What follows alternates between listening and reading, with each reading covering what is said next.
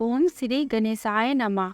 दोस्तों, आज की वीडियो में सुनेंगे माघ मास महात्म्य की आगे की कथा। पूर्व समय में सतयुग के उत्तम निषेध नामक नगर में हेमकुंडल नाम वाला कुबेर के समान धनी वैश्य रहता था, जो कुलीन अच्छे काम करने वाला देवता, अग्नि और ब्राह्मण की पूजा करने वाला, खेती का काम करता था। वह गौ, घोड़े, भैंस आदि का पालन करता था। दूध, दही, छाछ, गोबर, घास, गुड़, चीनी आदि अनेक वस्तु बेचा करता था, जिससे उसने बहुत सा धन इकट्ठा कर लिया था। जब वह बूढ़ा हो गया तो मृत्यु को निकट समझकर उसने धर्म के कार्य करने प्रारंभ कर दिए। भगवान विष्णु का मंदिर बनवाया, कुआं, तालाब, बावड़ी, आम, पीपल आदि वृक्ष के तथा सुंदर बाग बगीचे लगवाए। सूर्योदय से सूर्यास्त तक वह दान करता था। गांव के चारों तरफ जल की प्याऊ लगवाई। उसने सारे जन्म भर जितने भी पाप किए थे उनका प्रायश्चित करता था। इस प्रकार उसके 2 पुत्र उत्पन्न हुए, जिसका नाम उसने कुंडल और विकुंडल रखा। जब दोनों लड़के युवा अवस्था के हुए तो हेमकुंडल वैश्य गृहस्थी का सब कार्य सौंपकर तपस्या के निमित्त वन में चला गया और वहां विष्णु की आराधना में शरीर को सुखाकर अंत में विष्णु लोक को प्राप्त हुआ। उसके दोनों पुत्र लक्ष्मी के मद को प्राप्त होकर बुरे कर्मों में लग गए। वैश्यागामी वीणा और बाजे लेकर वेश्याओं के साथ गाते फिरते, अच्छे सुंदर वस्त्र पहनकर, सुगंधित तेल आदि लगाकर, भांड और खुशामदियों से घिरे हुए हाथी की सवारी और सुंदर घरों में रहते थे। इस प्रकार ऊपर बोए बीज के समान वह अपने धन को बुरे कार्यों में नष्ट करते थे। कभी किसी सत पात्र को दान आदि नहीं करते थे और न ही कभी हवन, देवता या ब्रह्मा जी की सेवा तथा विष्णु भगवान का पूजन ही करते थे। थोड़े दिनों में उनका सब धन नष्ट हो गया और वह दरिद्रता को प्राप्त होकर अत्यंत दुखी हो गए। भाईजन, सेवक, उपजीवी सब इनको छोड़कर चले गए।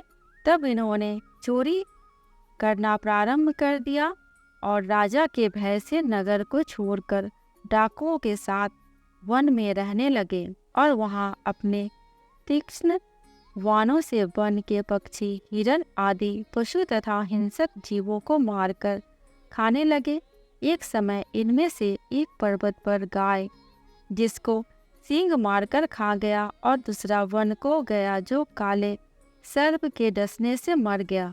तब यमराज के दूत उन दोनों को बांधकर यम के पास ले आए और कहने लगे कि महाराज, इन दोनों पापियों के लिए क्या आज्ञा है। चित्रगुप्त ने उन दोनों के कर्मों की आलोचना करके दूतों से कहा कि बड़े भाई कुंडल को घोर नरक में डालो और दूसरे भाई विकुंडल को स्वर्ग में ले जाओ, जहाँ उत्तम भोग है। तब एक दूत तो कुंडल को नरक में फेंकने के लिए ले गया और दूसरा दूत बड़ी नम्रता से कहने लगा कि हे विकुंडल, चलो तुम अच्छे कर्मों से स्वर्ग को प्राप्त होकर अनेक प्रकार के भोगों को भोगो। तब विकुंडल बड़े आश्चर्य के साथ मन में संशय धार कर दूत से कहने लगा कि हे यमदूत, मेरे मन में बड़ी भारी शंका उत्पन्न हो गई है, अतएव मैं तुमसे कुछ पूछना चाहता हूँ। कृपया करके मेरे प्रश्नों का उत्तर दो। हम दोनों भाई एक ही कुल में उत्पन्न हुए, एक जैसे ही कर्म करते रहे। दोनों भाइयों ने कभी कोई शुभ कार्य नहीं किया, फिर एक को नरक क्यों और दूसरे को स्वर्ग किस कारण प्राप्त हुआ? मैं अपने स्वर्ग में आने का कोई कारण नहीं देखता। तब यमदूत कहने लगा कि हे विकुंडल, माता पिता, पुत्र पत्नी, भाई बहन से सब संबंध जन्म के कारण ही होते हैं और जन्म के कर्म को भोगने के लिए ही प्राप्त होता है। जिस प्रकार एक वृक्ष पर अनेक पक्षियों का आगमन होता है, उसी तरह इस संसार में पुत्र, भाई, माता पिता का भी संगम होता है। इनमें से जो जैसे जैसे कर्म करता है वैसे ही फल भोगता है। तुम्हारा भाई अपने पाप कर्मों से नरक में गया, तुम अपने पुण्य कर्म के कारण स्वर्ग में जा रहे हो। तब विकुंडल ने आश्चर्य से पूछा कि मैंने तो आज जन्म कोई धर्म का कार्य नहीं किया, सदैव पापों में ही लगा रहा। मैं अपने पुण्य के कर्म को नहीं जानता। यदि तुम मेरे पुण्य के कर्म को जानते हो तो कृपा करके बताइए। तब देवदूत कहने लगा कि मैं सब प्राणियों को भली भांति जानता हूँ, तुम नहीं जानते।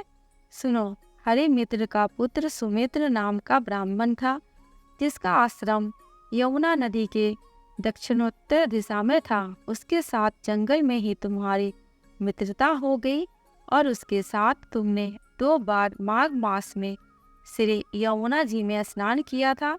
पहली बार स्नान करने से तुम्हारे सब पाप नष्ट हो गए और दूसरी बार स्नान करने से तुमको स्वर्ग प्राप्त हुआ है। सो हे वैश्यवर, तुमने 2 बार माघ मास में स्नान किया, इसी के पुण्य के फल से तुमको स्वर्ग प्राप्त हुआ और तुम्हारा भाई नरक को प्राप्त हुआ। दत्तात्रेय जी कहने लगे कि इस प्रकार वह भाई के दुखों से अति दुखित होकर नर्मदा पूर्वक मीठे वचनों से दूतों से कहने लगा कि हे दूतों, सज्जन पुरुषों के साथ 7 पग चलने से मित्रता हो जाती है और यह कल्याणकारी होती है।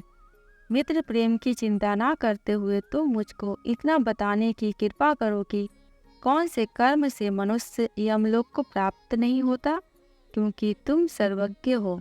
कथा समाप्त। आगे की कथा दूसरी वीडियो में सुनेंगे। दोस्तों, कमेंट बॉक्स में भगवान विष्णु एवं भगवान श्री कृष्ण की जयकारा लगाना बिल्कुल भी मत भूलना।